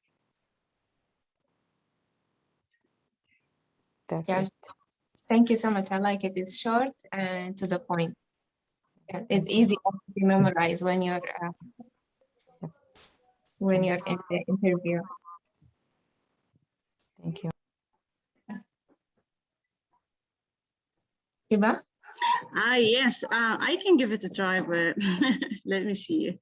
So it's a telegeriatric fellowship is an online fellowship program, research fellowship program at Michigan State University. As a research fellow, I'm studying the type of methods of research method and how to utilize the literature and understanding more about the geriatric population and their and the burdens that they're facing. And also we collaborate as a team and trying to generate research questions that help us understand obstacles in these populations specifically. That's I would answer. Very good. Excellent. Thank Okay. you so much. Yeah, I need to work on it. Thank you. Thank you. I can see that you provided the answer right away. Okay. Okay. Thank you so much. Thank you, Hiba. Okay. Sireen, go ahead. Okay. As a research fellow, I'm engaged in weekly discussion meetings through Zoom, which enhance my communication skills and professionalism. I feel I'm prepared to embrace this skill in caring for my patients virtually if needed. That's it. Excellent. I think that's a great answer because you talked about yourself. You talked about what this experience give you, enhance your communication skills. And I believe that's a great way to answer that question. What do you think, Dr. Nader? Great. I think all of them are excellent answers. I think you can elaborate or you can go as short as you want. I think there is no right or wrong answer. I agree with you. Can give some introduction about the fellowship itself, like what you mentioned. It's focused on geriatric medicine and virtually and to work on projects. And so the second part of after you do the introduction, I think it's a good idea to mention about the key words. Again, you want to focus on, you want to sell yourself. So you want to work on teamwork, professionalism, leadership, some of the key concept of words that you think you are doing during this fellowship. So if you highlight some of these, this will be part 2 on your answer. And then the third part, where it comes as a person, as a fellow, what kind of things you are doing, and you learn from, or you are going to learn. And the fourth part, and that's, I think, the most important part, is how you will apply this in the future for this program. Let's say Sireen was highlighting it. Excellent. You will apply whatever you learn in the care of the patient, and I hope to apply this in your program. to my patient in the future, something like that. So you want to come back to the program while they ask you, because you learn some skills, you learn some tools, and you're going to use these tools in your future. So if they accept you to that program, you will be kind of a unique candidate to their program, coming with a good tool about research and so forth. And if you want to talk about your projects, then you can open the door for that, and you can mention at the end, as you said, give them some bit, and so that they can ask questions. So you can mention, and currently I'm working on an interesting project, and leave it like that. So when they see, oh, if they have time, maybe they will tell me more about this project you are interested in, or you are working on, or something. Then you can explore more. So there is no right answer. Whatever every one of you think about the fellowship, what you doing, what you learned, and how you can apply some of these in the future, specifically to certain programs that you are applying to. I think might be a good way to answer this question. Thank you. Thank you so much, Dr. Nader.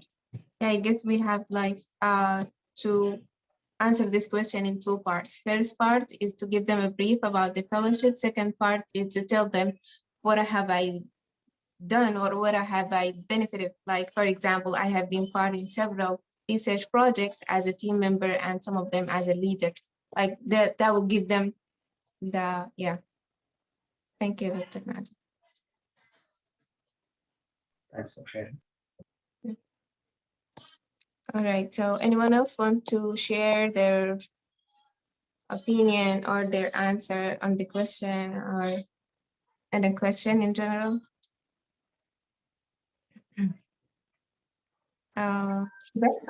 Yes, I do have a question, but it doesn't has any relation with the interview. I would like to ask, do anyone knows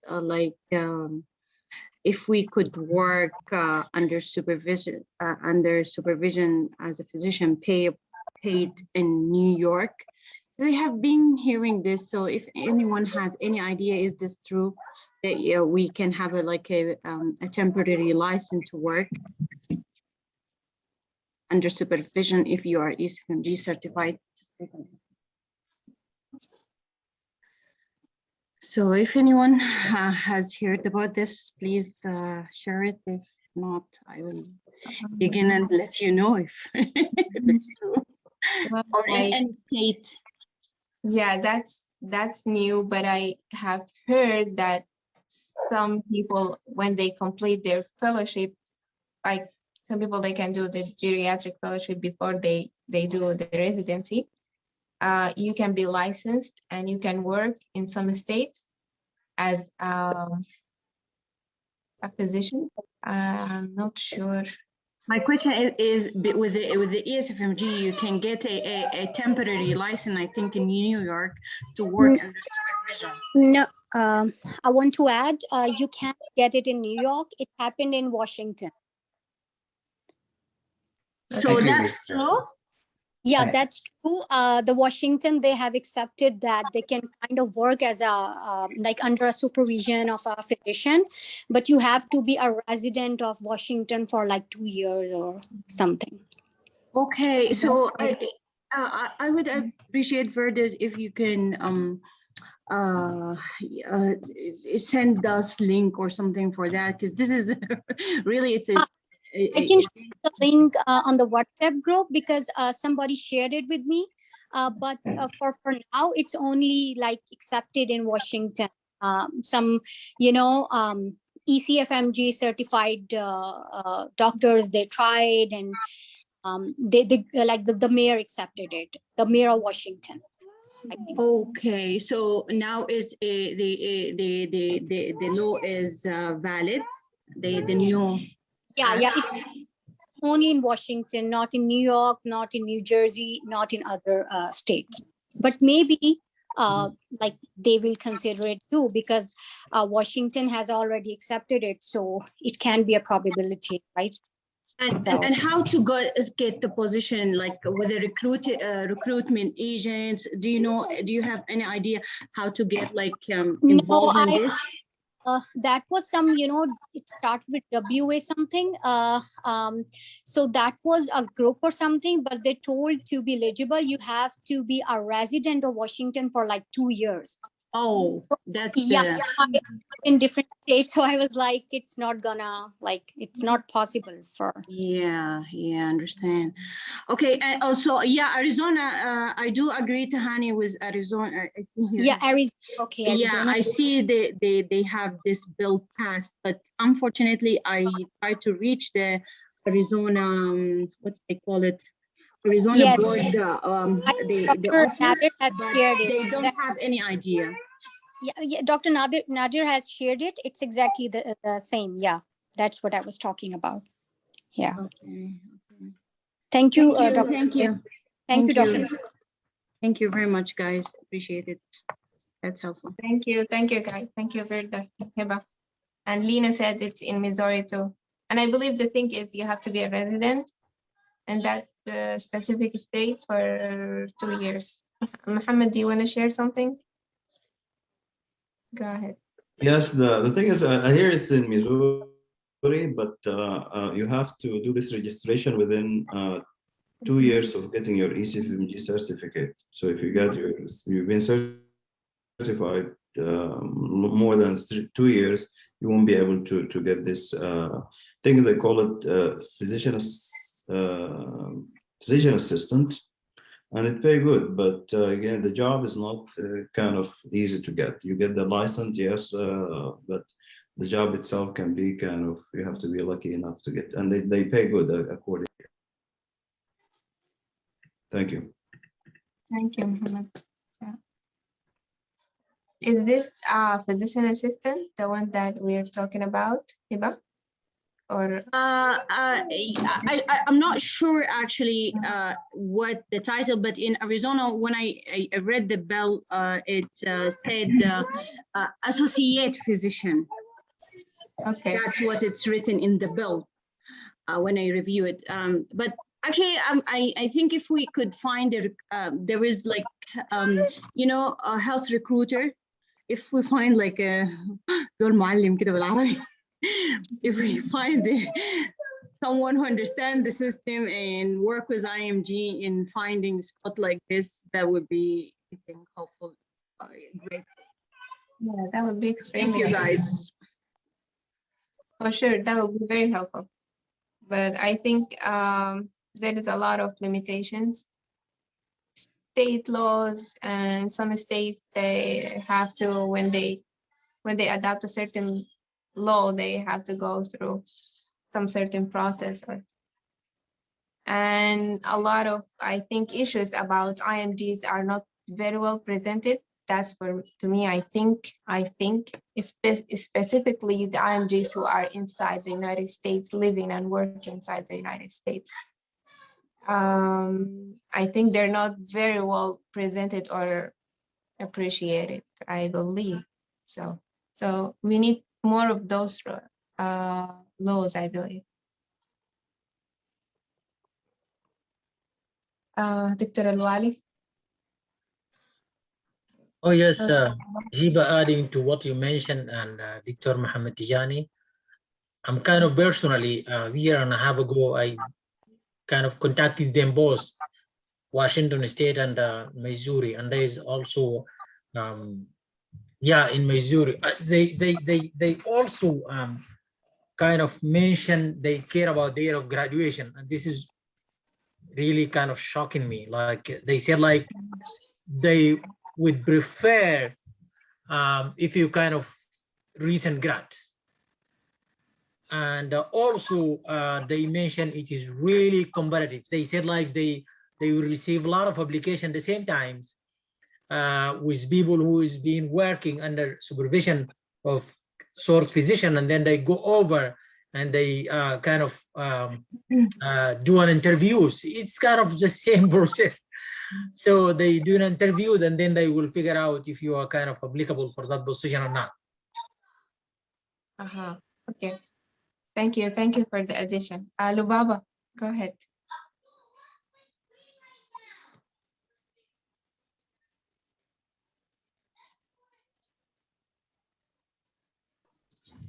Hello, sorry, I was distracted. I didn't hear all of the discussion regarding the positions, but what I know about Missouri, they have a license for a job named assistant physician, not physician assistant that they had here for program.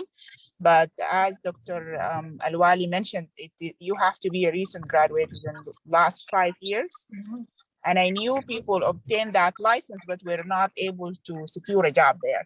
So it is another competitive thing, but we actually need to look into that option too. This is all what I know about this. Okay, thank you so much, Lubaba.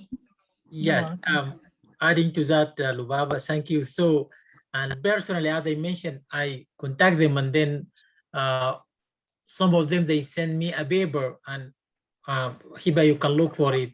This paper being like kind of written out by many program director, they kind of criticizing those people. They said they're not well qualified to fitting this criteria. They're coming from outside, they're not well training. So I think it's kind of unfair. No, yeah. Thank you so much. Hiba.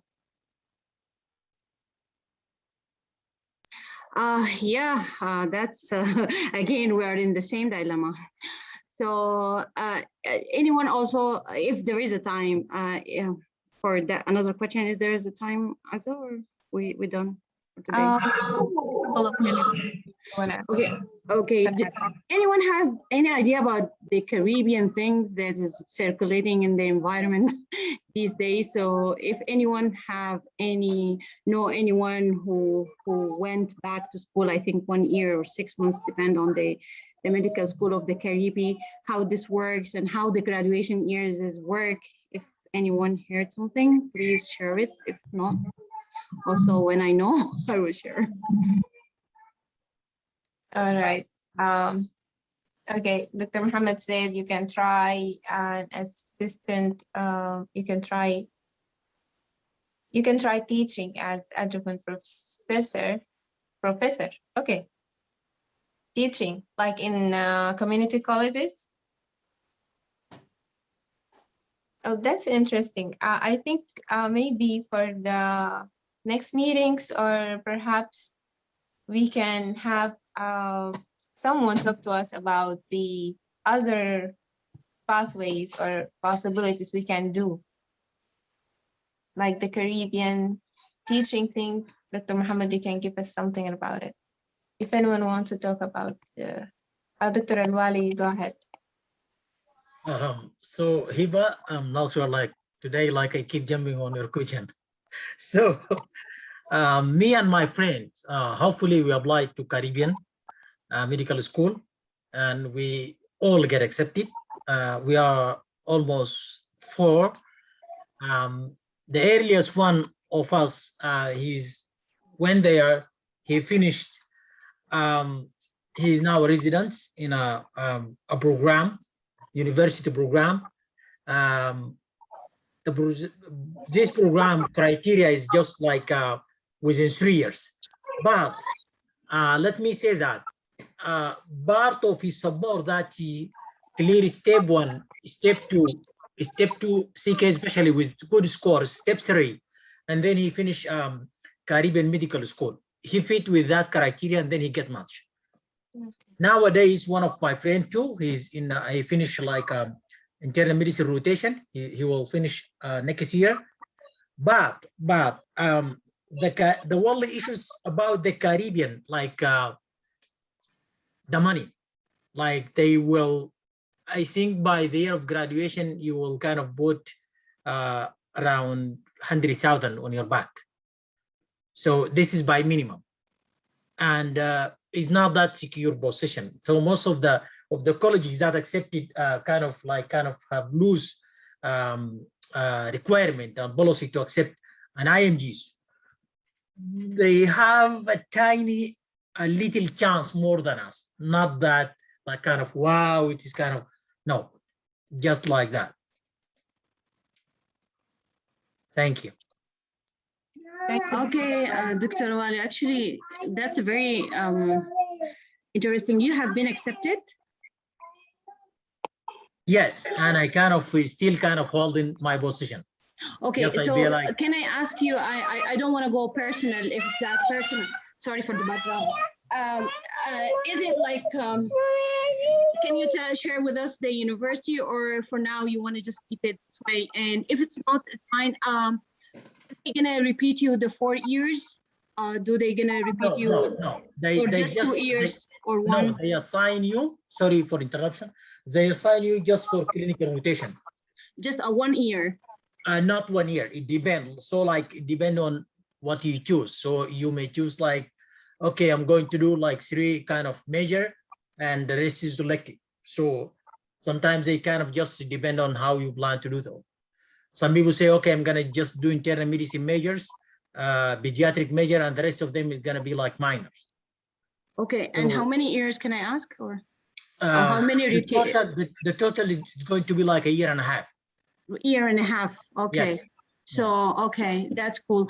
And one last question. What about the graduation year? What about the ESFMG?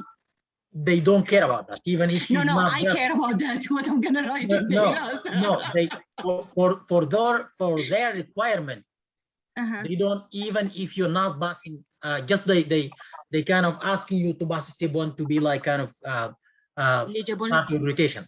That's what they want. No, my question is, when we come and apply for the match, my certificates in the ESFMG, my ESFMG account, it's a college in Sudan, and now how I'm gonna add the Caribbean to change my graduation year, how to have a dean letter from them. So after yeah, so based on my friend personal experience, he mentioned that during interview he just showed them how strong he's interested in just to pursue a medical college again. So he added another a certificate, like kind of a MD certificate, parallel to what his older one, parallel to his older one. But this is the filter is gonna filter us as an old graduate, right? No, new graduate.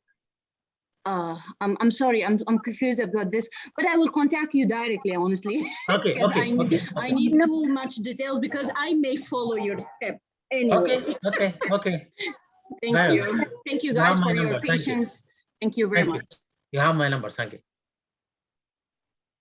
So Thank I you. Thank you, Wali Dr. Wali. Thank you both, Hiba and Wali. I think you raised a good point, and I think maybe we can discuss this further. Maybe if Dr. Wali is available next week, and maybe it can be added to the agenda.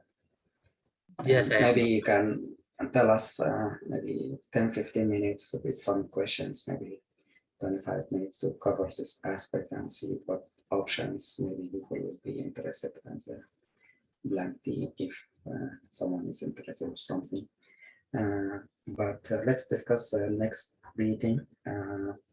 I put here maybe someone can from the Orange team can talk about how we use some tools to appraise an article. So there are a couple of them. Last year we used one of the tools. So maybe someone can present and talk about that tool, or maybe different tool. Maybe we can use that tool in the next, the following meeting. We will pick up an article and then try to use that tool to appraise the article. Basically, it has questions about the article. Does this article, the title, involve whatever population, and is this population applied to your population when you are working, like when you are doing your practice? And is the conclusion valid? Did they use the right method for the topic that they raised? Something like that. So perhaps Khalid Osman, I don't think he's with us today, But if Azza can reach him and see if he can lead that meeting, or someone else from his team, and someone can talk about the tools, we can use the same tool if they prefer to use different one. Any suggestions as far as you mentioned that possible there is a guest? Yes, but we couldn't reach him. If yeah, sometimes if you're talking about previous, like if they are in residency, maybe they will be busy and it's not out of their hands. I try to, I think that he mentioned in October he will come over again. So we'll see if we can also reach some of the other previous fellows, or maybe Dr. Al-Bali, if you know some of the previous Caribbean graduates, the ones that you talked to, if they can join the meeting when you present, maybe they can answer some of the questions up to date, if they have some time, if they are available. Okay, Dr. Nadir, I will just contact them and send them messages, and inshallah, just they may have a time and just having them with us. Yeah, if they can join, and we can send them the link for the meeting. So, inshallah. Any other suggestion? Anything else for next week from the group? Yeah, perhaps also Dr. Mohammed Tijani can talk to us about how we can get that for assistant professor. Next meeting.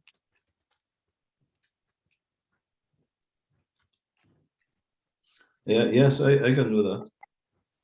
Yeah, thank you. Okay.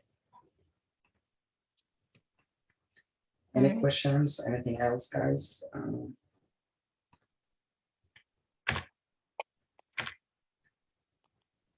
If none, then thank you so much, Dr. Azza, for leading the meeting, and thank you, everyone, all the fellows present and those who did not join us. Thank you, and I wish you all the best. Good luck. Work hard, and let me know if I can be of help. We'll see you next week, and Assalamu alaikum. Thank you, Dr. Nadir. Thank you, guys.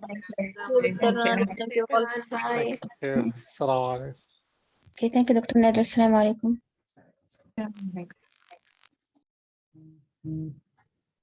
Thank you, Dr. Nadir. Assalamu alaikum. Thank you. Thank you, Dr. Nadir. Thank you, everyone. Thank you. Have a nice one. Thanks.